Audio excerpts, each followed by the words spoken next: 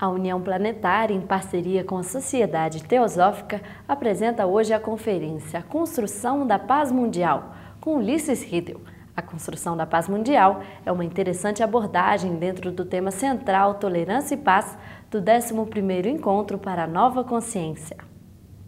Somente o Brasil tem condições de colocar energias mentais, energias de amor dentro deste nosso planeta que tanto necessita disso. Essa formação do povo brasileiro de liberdade de pensamento, de tolerância, de paz, de fraternidade, ela colabora de uma forma extraordinária para que esse evento possa ser feito. Não imaginem vocês que em todos os países do mundo isso seria tão fácil. Eu gostaria de dizer como surgiu a União Planetária, o que é a União Planetária, qual a sua finalidade, o que ela se propõe. Um grupo de estudantes espiritualistas em Brasília, mas interessado em política, resolveu fazer um núcleo de estudos sobre política e espiritualidade. Porque, a princípio, a ideia que todos nós temos é que política é uma coisa e espiritualidade é outra, que não existe nenhum campo de ligação entre as duas. E esse grupo, depois de estudar, de examinar, começando estudos filosóficos sobre os grandes políticos do mundo, as grandes escolas filosóficas, este grupo entendeu que deveria mudar o rumo da sua conduta para formar uma entidade, uma ONG, que é esta, a União Planetária, com o objetivo específico de trabalhar pela construção da paz mundial. Este é o objetivo específico, trabalhar em todos os campos. Já aqui se trabalha de uma forma extraordinária e como várias religiões também trabalham, mas trabalhar no campo social, no campo político, no campo econômico, atuar de uma forma expressiva para a construção da paz mundial. Formada a União Planetária, a primeira atividade nossa foi a de trabalhar por uma campanha contra a violência na televisão, porque o entendimento daqueles que dela participam é de que esta violência que nós vemos todos os dias na televisão, através de muitos programas, ela só pode resultar um mau resultado para a coletividade. Se nós queremos colher um bom resultado, nós precisamos nutrir essa sociedade com elementos bons. Neste sentido, foi feito um projeto encaminhado ao Ministério Público, foram movimentadas forças, tivemos um encontro dentro da Câmara dos Deputados para discutir sobre a questão da violência na televisão. Não que se queira limitar a liberdade de ninguém, é aquela história, um carro pode transitar pela cidade livremente, mas ele, quando vai passar na frente, por exemplo, de uma escola, ele não pode passar a 160 km por hora. Ele tem que reduzir a sua marcha, ele tem que passar numa marcha compatível com o local que ele está. Não é que nós vamos limitar a transmissão da televisão, mas é que é importante, é fundamental que ela seja compatível com o horário, num horário de 2 horas da tarde, de um domingo, com as crianças vendo a televisão, e nós assistirmos um programa em que é esfaqueada uma pessoa, isso é terrível, isso só pode danificar a mente das nossas crianças, só pode danificar a mente de nossos filhos. Passamos a atuar também numa parceria muito querida, muito amada com a Unipaz. Participamos da formação de um grande encontro pela paz do planeta, que foi realizado em Brasília. É verdade que eu não acredito que nós estamos apenas entre 4 paredes. Na verdade, nós estamos movimentando energias no plano mental, nós estamos movimentando energias em planos superiores, e com essa transformação, com essa movimentação das energias, nós acabamos ajudando a transformar o mundo sem percebermos que isso está sendo feito. Mas a União Planetária, que tem tido esse trabalho, ela tem uma postura abrangente, apartidária, contra qualquer sectarismo, ela valoriza a diferença de pensamento, é muito mais do que simplesmente tolerar que o outro pense de forma diferente, ela valoriza a diferença de pensamento, ela parte do princípio de que o mundo é uma criação maravilhosa, um grande jardim, e que é extraordinário que nesse grande jardim nós não tenhamos somente rosas ou somente cravos, mas que nós possamos ter todas as flores, que nós possamos ter presente no planeta as várias filosofias do mundo, que nós possamos ter presente as várias religiões do mundo. A hegemonia de uma religião, a hegemonia filosófica, a hegemonia de uma cultura de um país só pode ser negativa para o planeta. Então, ela partindo dessa ideia da valorização das diferenças, ela tem o suporte naquilo que foi muito bem apontado pelo Hermógenes, que a peça-chave é a ética.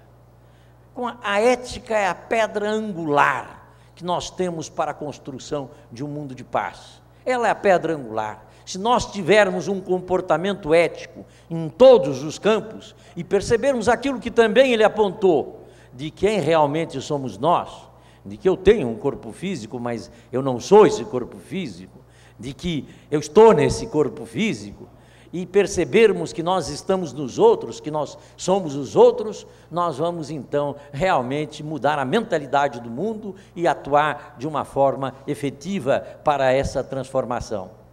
A União Planetária tem dois tipos de associados. Um associado que é aquele que simplesmente se associa para manifestar o seu apoio à União Planetária, aos seus propósitos, ao seu ideário. Significa a participação de apoio e, evidentemente, esses que assim se associam são alvo de todas as comunicações e correspondências e publicações e tudo que faça a União Planetária. Existe uma segunda qualidade que é para aqueles que queiram contribuir, que então pode entrar como sócios contribuintes. Mas não há necessidade nenhuma de que ninguém se associe como sócio contribuinte. Esse é apenas para aquele que está efetivamente interessado em participar de uma forma mais, dentro das suas possibilidades, mais efetiva dentro deste trabalho. Mas o importante é apenas a postura de que esses ideais, esse ideário é válido. Agora, os irmãos que constituíram essa entidade acharam que ela não deveria ser meramente filosófica, que ela devia atuar concretamente, e é por isso que ela, atuando concretamente, ela já iniciou campanhas como essa contra a violência na televisão, e está através da televisão, que é o canal maior que ela tem tido, mas atuar de uma forma concreta, e por isso ela tem um ideário que eu quero fazer uma referência a vocês todos, porque consideramos importante. O primeiro deles é o reconhecimento da fraternidade entre todos os seres como a base da atuação política do terceiro milênio. Vejam bem, ela se propõe ser uma entidade política, mas só que é uma entidade política diferente, ela não é política partidária, ela está política no sentido de relações humanas, no sentido macro, e a sua atuação é que, porque ela pretende atuar não só dentro dos meios espirituais, mas dentro da sociedade coletiva, do mundo que está aí fora, e então apontar que realmente a fraternidade é a base da transformação política da humanidade. O segundo, valorização das Nações Unidas, naquilo que ela tem de bom, obviamente, na busca da paz mundial e na defesa dos direitos humanos, dentro de uma visão planetária. Unificação política, econômica, social de todos os povos, respeitadas as culturas locais. Isto porque nós temos que buscar esta unificação com o respeito das culturas. Criação de um governo mundial democrático, que legitime a gradual eliminação das fronteiras nacionais e institua um documento de identidade pessoal válido para todos os países do planeta.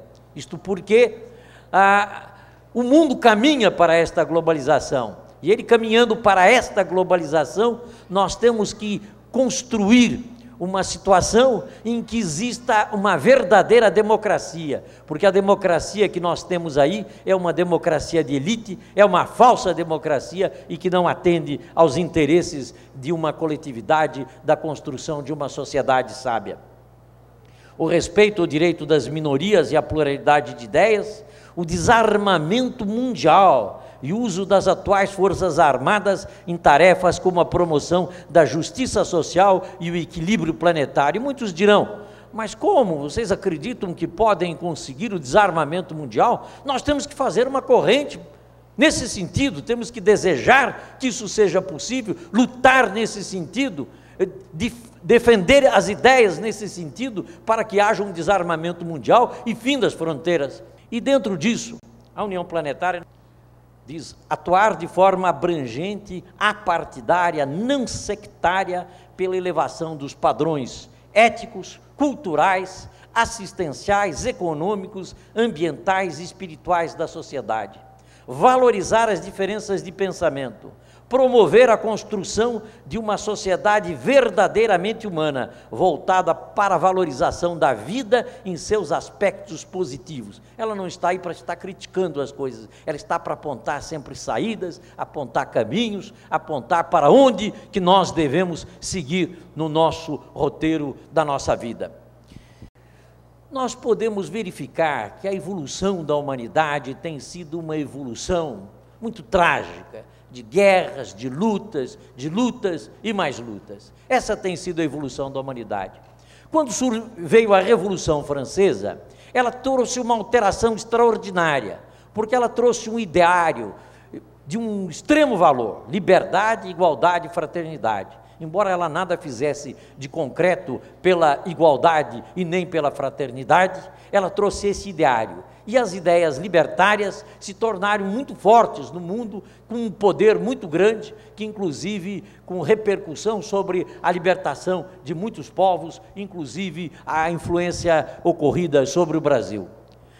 Então, os países que adotaram o princípio da liberdade acabaram, na sua essência, trazendo com essa liberdade, sendo uma liberdade sem freios, a opressão, trazendo a miséria, porque os países capitalistas, eles vivem com miséria. E, por outro lado, os países que adotaram o princípio da igualdade, mas sem liberdade, eles trouxeram o autoritarismo, trouxeram a ditadura. Então se pergunta, e qual é a forma de organização perfeita? Haverá alguma forma de organização perfeita? Teremos alguma forma correta para organizar a sociedade? A sociedade deve ser livre ou deve ser igualitária? Porque, pelo mínimo aparentemente, são dois itens contraditórios entre si. Mas se nós analisarmos com profundidade, vamos verificar que não existe nenhuma contradição entre liberdade e igualdade. É assim como no ser humano. O ser humano deve ser corajoso ou deve ser prudente? Ele deve ser simultaneamente corajoso e prudente. Alguém dirá, metade prudente, metade corajoso? Não, 100% corajoso e 100% prudente. É desse equilíbrio que nós vamos ter um indivíduo que tenha equilíbrio para viver na sociedade. A sociedade humana também precisa ser livre e igualitária, totalmente livre e totalmente igualitária. Mas essa igualdade e essa liberdade, ela só pode ser alcançada através da fraternidade. Não existe caminho para nós encontrarmos um mundo de liberdade, um mundo de igualdade sem fraternidade. A fraternidade é a essência. Ela é o cimento, é o amálgama que pode juntar esses dois aspectos fundamentais da vida política do mundo para que possa ser construído. Porque a liberdade sozinha, ela sem ética, a liberdade, ela passa a ser a liberdade selvagem, passa a ser a liberdade que explora, passa a ser a liberdade que não tem sensibilidade. E a igualdade sem liberdade, ela passa a ser opressão. Mas quando nós temos dentro deste equilíbrio perfeito, de um mundo igualitário, de um mundo livre, isso é possível construir através da fraternidade.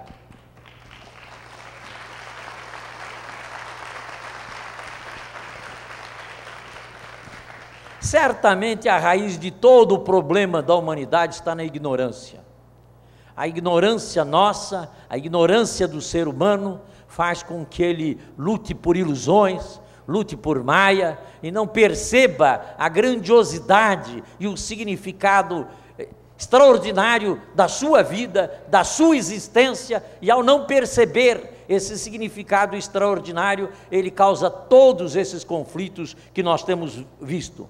A história da humanidade é de escravidão, é de guerra santa, é de inquisição, é de neoliberalismo, é de totalitarismo, é de ditadura. A história da humanidade tem sido essa, tudo por força da ignorância. E essa é a raiz dos problemas.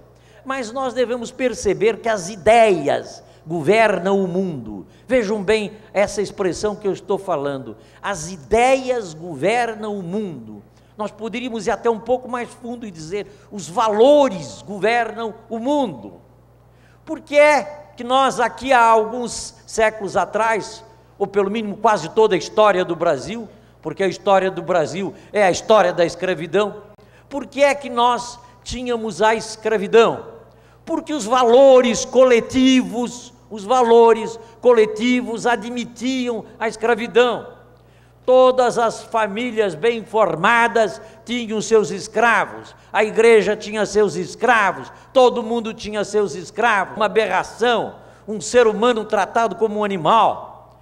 Tínhamos o capitão de mato, autorizado pelo Estado para caçar o negro, nosso irmão fugitivo. Tinha um absurdo desse, com amparo das leis, do Estado, do Executivo, do Legislativo e do Judiciário. Nós vemos uma monstruosidade dessa, por quê? Porque os valores admitiam isso como certo. O que é que mudou da transformação de lá para hoje, quanto à escravidão direta? Porque há outras formas de escravidão. O que é que mudou? Mudou a mentalidade dos homens. Hoje os homens não aceitam mais que nós possamos ter alguém como escravo. A nossa coletividade aqui não aceita mais isso. Ou seja, a revolução que se fez, qual foi a revolução que se fez? Foi a revolução de valores. Se nós transformarmos os valores da humanidade para valores mais altos, nós transformamos a humanidade. Se nós conseguirmos que este princípio da ética, da dignidade, da moral, do amor, do respeito mútuo, do respeito das diferenças, da valorização das diferenças, ele seja adotado como um valor pela sociedade, nós transformamos o mundo. Nós temos o caminho está aí, está claro, está correto. É que nós vivemos num mundo de inversão de valores. O mundo que vivemos é um mundo de inversão de valores. Os valores comandam a história da humanidade, mas nós vivemos com valores invertidos, no plano individual e no plano coletivo. E quando isso ocorre no plano coletivo, o caos se estabelece. Quando no plano coletivo começa a se entender que as mulheres são inferiores, então nós temos toda a história da humanidade tratando as mulheres como inferiores. Quando encontramos o neoliberalismo como um valor correto do salve-se quem puder, de que da competitividade de uns contra os outros, quando este é o valor da sociedade, a sociedade competitiva só pode resultar nisso que está aí. Eu pude entender um pouco essa questão de valores invertidos, com uma experiência, ou com algumas experiências muito interessantes que eu tive na minha vida. A primeira delas que eu mencionaria, há muitos anos atrás, eu formado advogado, eu fui chamado por um amigo meu para verificar a possibilidade de fazer um processo de revisão criminal para um amigo dele que estava condenado. Então eu lá no Rio de Janeiro, onde eu morava naquela época, eu fui na Frei Caneca conversar com esse detento. Eu imaginei de chegar lá e encontrar um homem derrotado, mas cheguei lá não, encontrei um rapaz posudo, pensa que o meu crime que eu cometi foi um crime qualquer. Eu não sou um criminoso comum, o meu crime é catalogado como o segundo crime de penalidades dentro do Código Penal. Eu falsificava dinheiro, foi preciso um pelotão do exército para me prender. mas eu pude perceber nele uma arrogância, um orgulho da sua situação, que para mim era ininteligível. E ele terminou a visita dizendo assim para mim: mas eu sou uma pessoa de caráter, de dignidade, eu jamais derramei uma gota de sangue. E eu saí ali daquela penitenciária tentando entender o ser humano. Eu digo, eu não entendo mais nada, o que é que está ocorrendo, como é que é isso, como é que isso funciona? Mas o destino me trouxe 15 dias depois à mesma penitenciária para verificar outro detento, condenado também condenado, e que havia sido condenado porque havia esfaqueado o sócio dele, portanto, derramado muito sangue, não uma gota só. E então ele dizia assim para mim: mas o meu sócio estava me roubando, eu trabalhava desde as primeiras horas do dia até as últimas horas, e ele me roubando, eu vim descobrir que ele estava me roubando, é uma questão de honra, é uma questão de dignidade. E aí ele acrescenta assim: eu nunca roubei um centavo de ninguém. Para mim, foi decisivo de eu entender que nós vivemos num mundo com uma profunda inversão de valores, e que quando esses valores são invertidos coletivamente, como é o caso de superioridade racial, superioridade religiosa, aí então, e com sectarismos, com fundamentalismos, aí então nós temos realmente o caos. E quando por detrás disso ainda tem interesses econômicos, interesses dos grandes fabricantes de armas, dos trilhões de dólares que rolam em torno da fabricação de armas, nós podemos perceber que realmente estes valores coletivos estão equivocados. Nós temos que trabalhar para mudar estes valores, da mesma forma que os abolicionistas trabalhavam há séculos atrás para mudar a mentalidade dos escravistas, porque assim que conseguiram mudar a mentalidade e ser uma maioria expressiva, então foi possível mudar o costume, mudar a lei e mudar para um novo padrão, para uma nova referência. Que uma outra experiência que para mim foi muito significativa de como nós temos valores invertidos. Eu tinha uns 12 anos de idade, nascido num lar em que meus pais eram vegetarianos, e eu, nos meus 69 anos de idade, eu nunca provei nenhum tipo de carne. E eu então cheguei, corri para minha mãe, disse: mamãe, tem lá um livro assim que está vendendo, etc e tal, eu quero ver esse livro. Fui, peguei o livro em casa e abri, primeiro capítulo, os carneirinhos. Nós devemos amar os carneirinhos porque nos dão sua carne para comer. Com sua pele podemos fazer bolsas, com seus cascos podemos fazer botões, e com seus chifres adornos para caixinhas. Eu me lembro que eu fechei aquele livro, fui à minha mãe, e até hoje eu me lembro da expressão que eu usei para ela. Disse: olha, mamãe, foi uma mulher muito piedosa que escreveu o livro, mas ela não sabe o que é amor.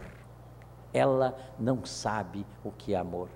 Para ela, amor é o venha a nós, e não aquele dar-se, não aquela postura do sol que se dá a todos, ao mais santo dos homens e ao pior dos bandidos.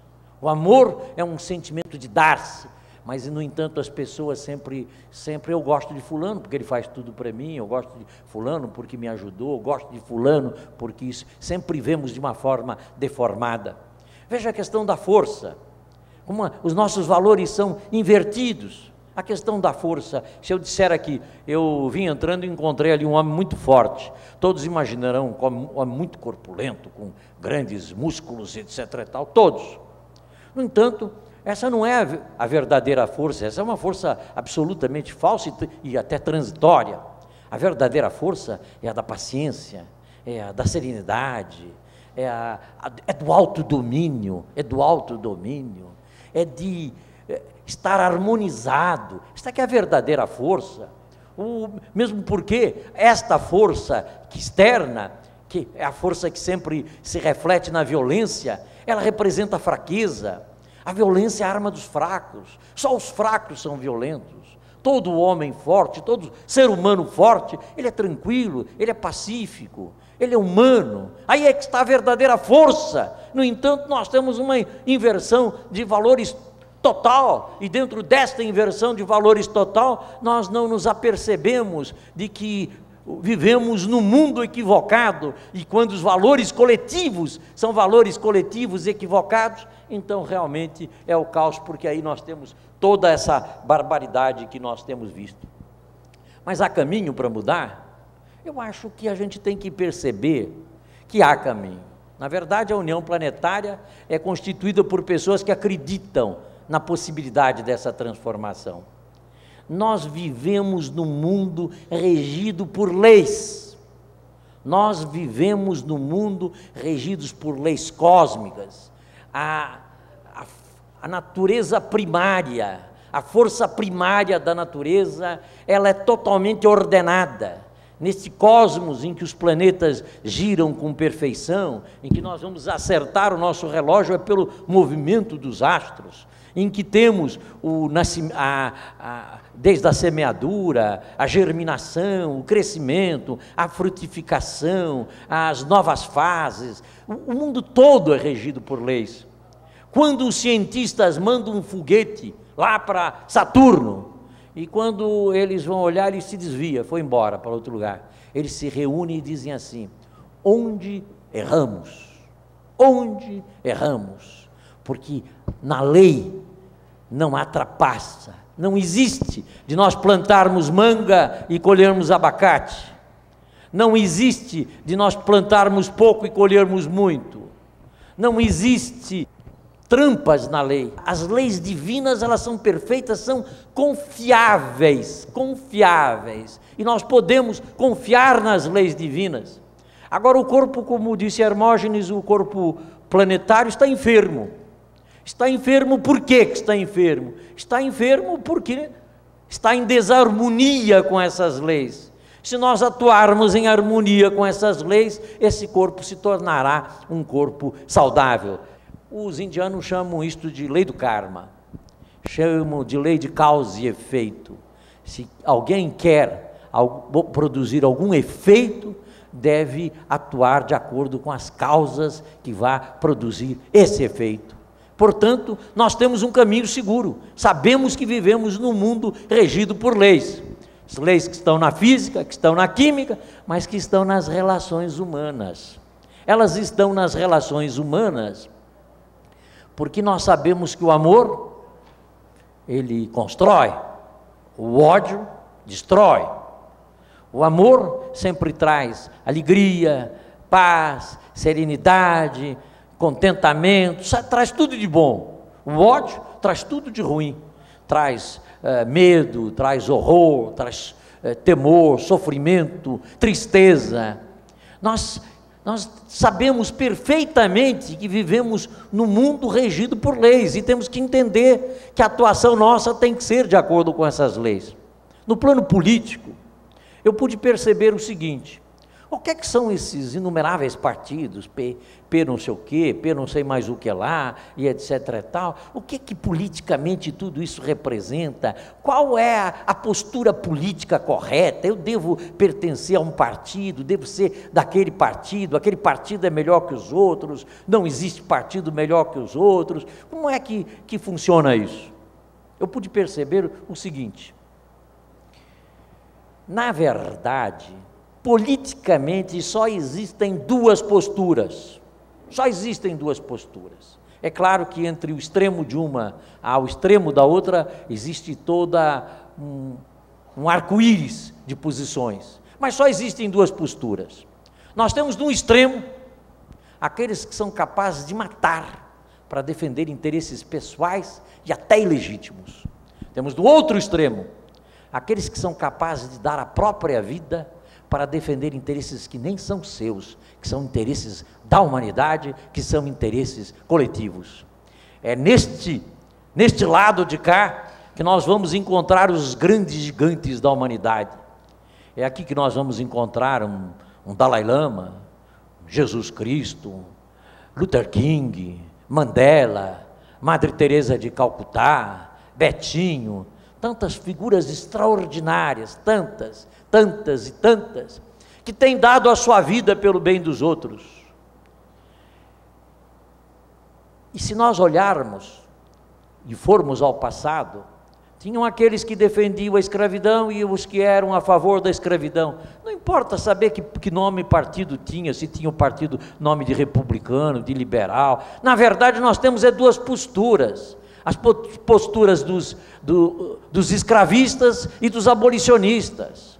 Em qualquer época da história, em qualquer época do mundo, nós vamos verificar que existem duas posturas de relação política. Aqueles que estão a favor da coletividade, pelo bem da coletividade, pelo interesse da coletividade, e aqueles que estão defendendo os seus próprios interesses. Então, isso nos permite perceber que nós temos que verificar exatamente onde é que nós nos posicionamos. Se nós vamos estar ao lado daqueles que estão vendo apenas os seus interesses individuais, ou se nós vamos estar do lado daqueles que se somam para defender os interesses coletivos. Vejam um exemplo.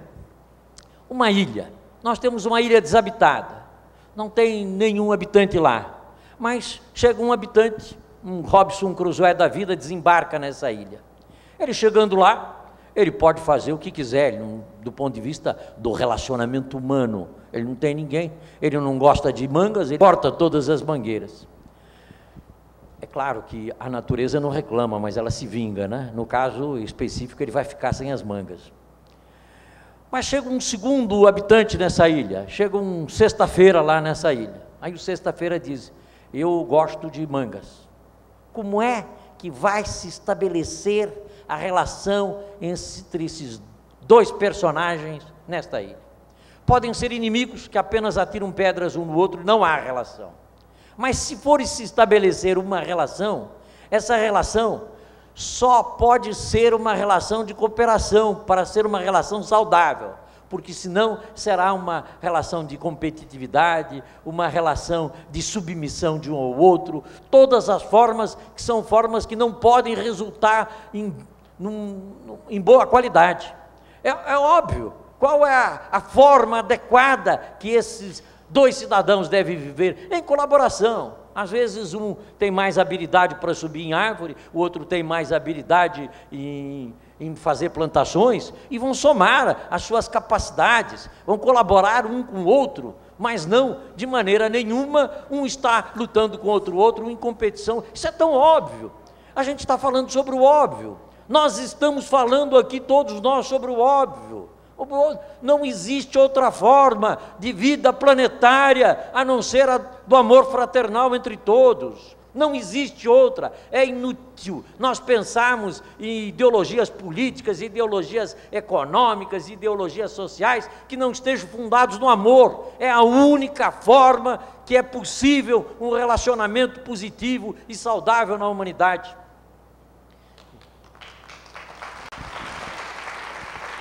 Nós não estamos numa ilha com duas pessoas. Nós estamos num planeta com 6 bilhões. Se um foguete é lançado no espaço com 40 tripulantes, só existe uma forma desses 40 tripulantes estarem atuando de uma forma saudável entre eles: a da cooperação, a da harmonia e a do amor.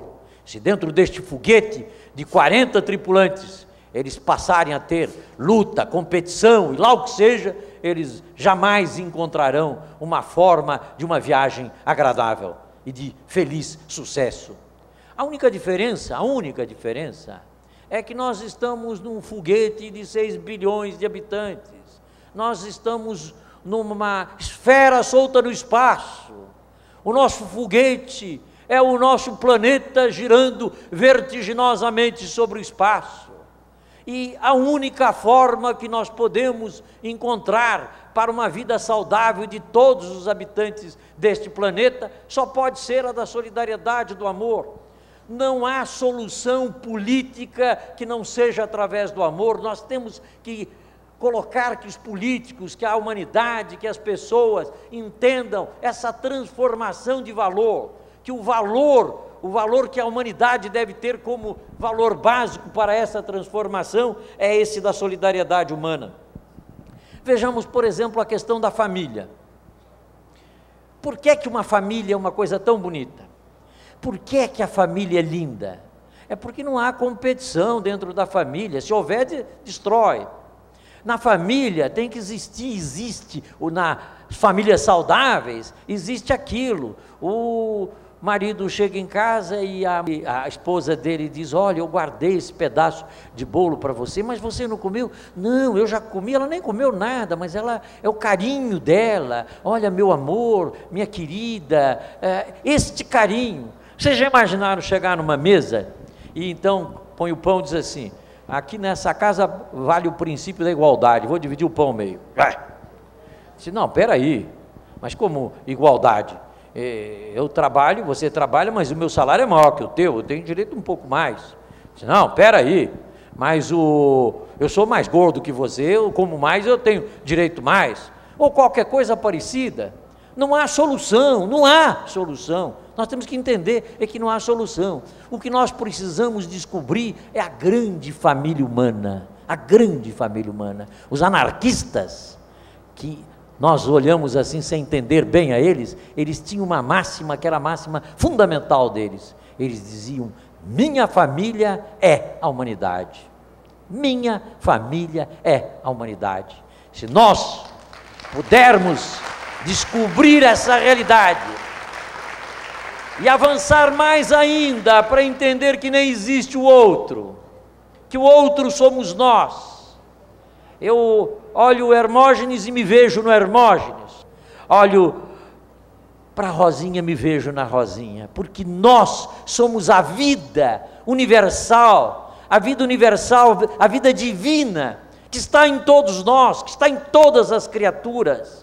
Não existe o outro, nós nem vemos o nosso rosto, nós só vemos os outros. Nós, para nos vermos, temos que ir na frente do espelho, nós estamos vendo o mundo. Deus já organizou a vida de maneira que a gente se identifique com os outros. E se nós olharmos em essência, vamos verificar que a vida é una.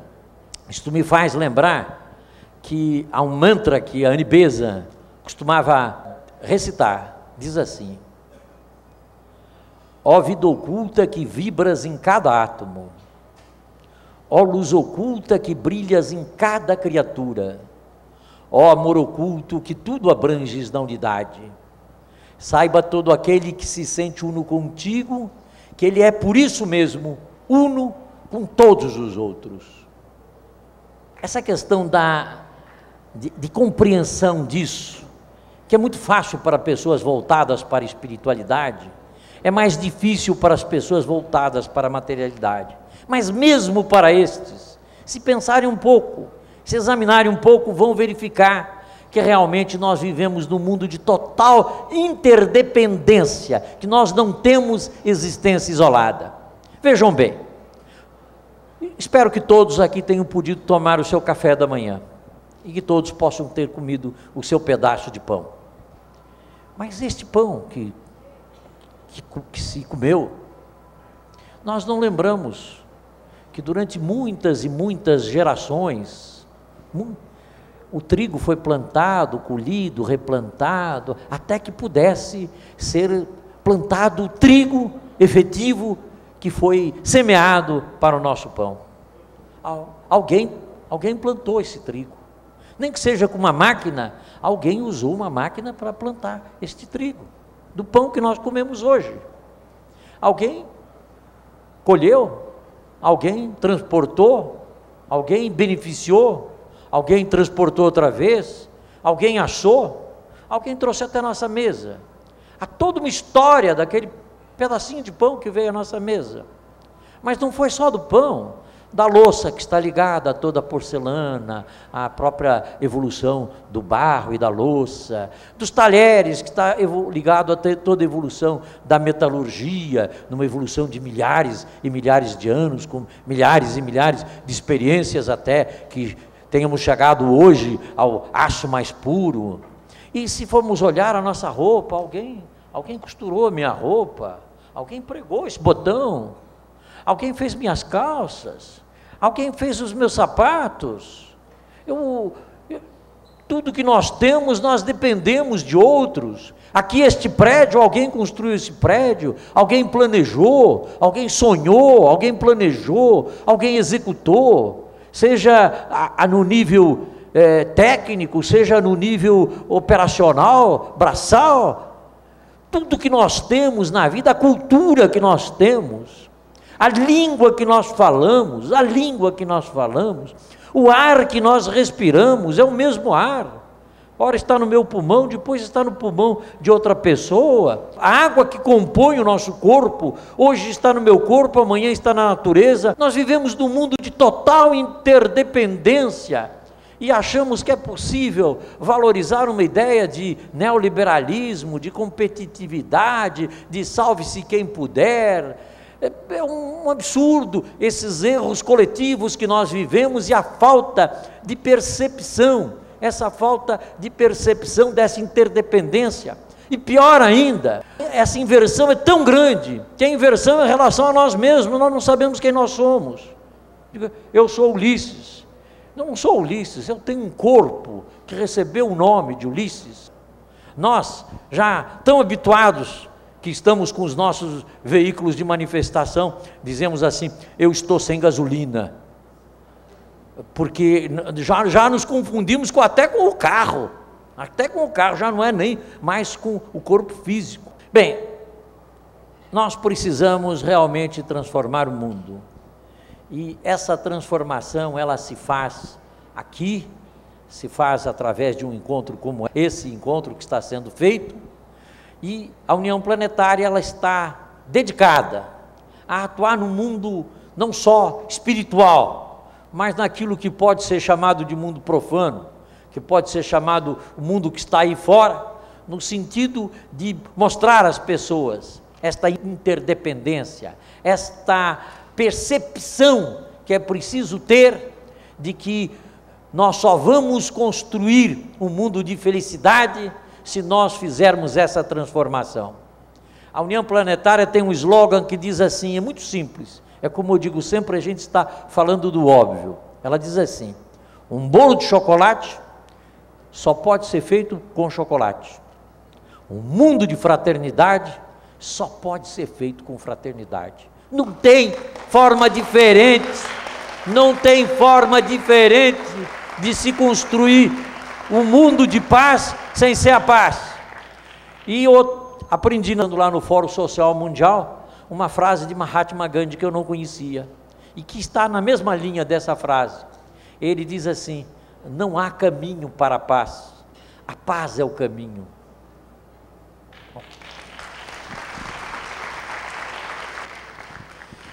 Krishnamurti, nos dias atuais, tem nos dito que o problema coletivo é o problema individual. Se nós queremos transformar o mundo, nós temos que começar transformando a nós mesmos. Se nós nos transformarmos, compreendermos em primeiro lugar quem nós somos, compreender exatamente que nós somos uma vida que anima os nossos corpos e que esta vida está no seu processo de evolução, e compreendermos que efetivamente nós temos que valorizar o positivo, desenvolver o positivo e afastar pela inteligência, pelo amor, pela compreensão, pela meditação, pela oração, pela reza, tudo aquilo que corresponda a não serem os elementos positivos da nossa vida e da vida coletiva. Assim, se nós atuarmos corretamente, nós vamos poder não só nos transformar, como iremos ajudar de uma forma eficiente a transformação do mundo, porque existe uma mente coletiva, nós estaremos atuando nessa mente coletiva, e essa mente coletiva estará sendo ao mesmo tempo enriquecida com a nossa transformação. Não só nós nos transformamos, como ajudamos a transformar a coletividade. Isso é um potencial muito grande. Não é apenas 1 mais 1, 1 mais 2. Muitos já devem ter visto, lido, sabido da história do 100º macaco. Consta que lá numa das ilhas lá das Filipinas, antropólogos estiveram fazendo estudos com macacos e observaram que os macacos de uma ilha, eles foram ensinados a lavar as batatas que eles comiam, porque os macacos arrancavam a batata e comiam a batata com terra. Então eles ensinaram esses, e à medida que eles ensinaram 2, 3, os outros vieram também, no fim toda a ilha estava lavando as batatas para que fossem comidas. E aí eles observaram, de uma forma praticamente inexplicável pela ciência, que nas ilhas vizinhas, aonde os macacos não tinham recebido qualquer influência, não tinham recebido qualquer orientação, eles também tinham passado a lavar as batatas. Ou seja, no mundo dos animais se fez essa transformação. E eu estou certo que no mundo humano também essa transformação se faz. Eu, na minha existência curta diante da vida do planeta, eu posso perceber que os valores têm mudado significativamente. Uma preleção como essa, uma reunião como essa, um encontro como esse, há 50 anos atrás no Brasil, era totalmente impossível. Hoje não. Hoje nós falamos todos por aí em chakra, em kundalini, em vegetarianismo, todas as coisas de uma forma natural, porque a sociedade humana vai aprendendo essas coisas todas. E se nós também caminharmos no sentido de mostrar que somos contra esses trilhões gastos em armamentos, somos favoráveis ao desarmamento mundial, somos contrários a existências de fronteiras políticas que não precisam existir, por a construção de um mundo de paz e um mundo de fraternidade, nós vamos realmente obter êxito nesse resultado. Só existe uma forma de nós realmente transformarmos o mundo, só uma. Nós precisamos transformar os valores coletivos, os valores nossos e os valores coletivos, mas só existe uma forma dessa transformação, é pelo exemplo. Se nós não formos exemplos de paz, exemplos de harmonia, exemplos de fraternidade, exemplos de gentileza, de delicadeza, se nós não formos tudo isso, é inútil o que nós estivermos falando sobre essas coisas. Eu quero dizer que a filiação à União Planetária, ela é uma ficha de compromisso, não é uma ficha de filiação, é uma ficha de compromisso, e eu vou ler para vocês este compromisso.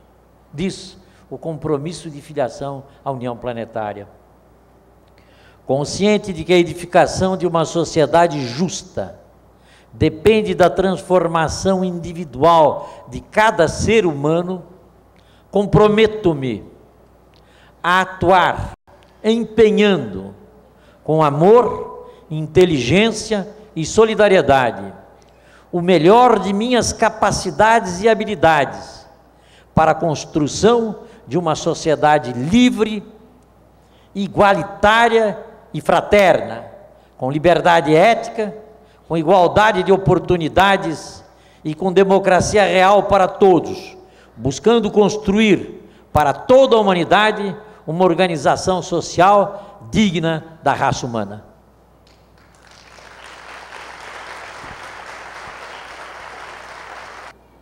Eu quero contar a vocês uma experiência minha de vida e que, como tudo isso faz sentido para mim. Quando eu tinha assim uns 4, 5 anos de idade, pela primeira vez, minha mãe me levou a uma escola, a um maternal. Eu me lembro que lá nessa escola, era uma escola católica, 2 freiras com seus hábitos negros. Me lembro da imagem delas, eram 2 freiras gordas e muito atenciosas, muito carinhosas. E o que eu vou contar não é autopromoção, e eu vou explicar por que não é autopromoção. E então uma das freiras perguntou assim para mim: o que é que você vai ser quando crescer? Aquilo que sempre se pergunta às crianças. E eu respondi assim: um grande homem. Ela ficou assim, surpresa, foi falar com minha mãe: olha, ele disse isso e disse aquilo.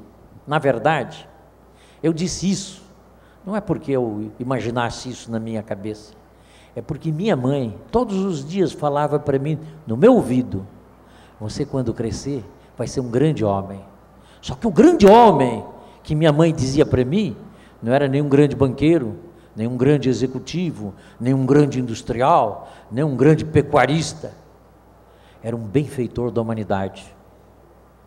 Eu deixo as minhas palavras em homenagem à minha mãe, que sempre buscou colocar no meu coração o ideal de buscar a transformação do mundo pelos valores corretos, pelo valor de ser um benfeitor da humanidade. Concluindo, o que nós precisamos, todos nós, buscar sermos benfeitores da humanidade, servidores da humanidade, ter aqueles modelos que nós nos referimos, a um Gandhi, a um Mandela, a um Luther King, Madre Teresa de Calcutá, a tantas figuras extraordinárias como os nossos referenciais. E tendo eles como referenciais e fazendo a nossa transformação, o nosso papel, nós estaremos de uma forma efetiva contribuindo para a construção de um mundo de paz.